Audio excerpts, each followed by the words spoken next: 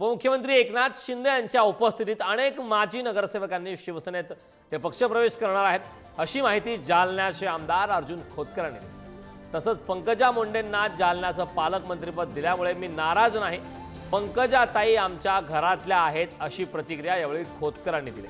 येत्या काळात शिंदे साहेबांनी मंत्रिपद दिलं तर नक्की घेऊ असंही यावेळी खोतकरांनी म्हटलं। ज्येष्ठ नेते आमदार अर्जुन खोतकर आपल्या सोबत आहेत।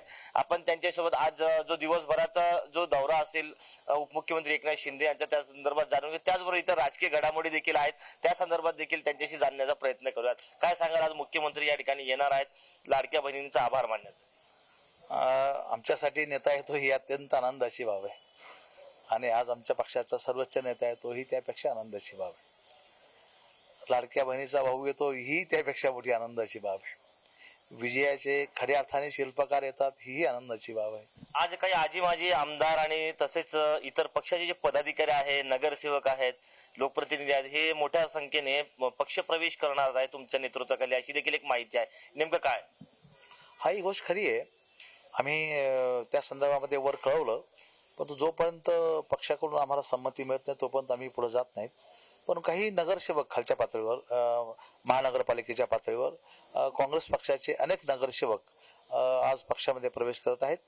त्यांचं सर्वांचं स्वागत मी करतो। तुम्ही देखील मंत्र्यांच्या रेसमध्ये होतात, मात्र आता पुन्हा तुम्हाला अपेक्षा आहे मंत्रिपदाची?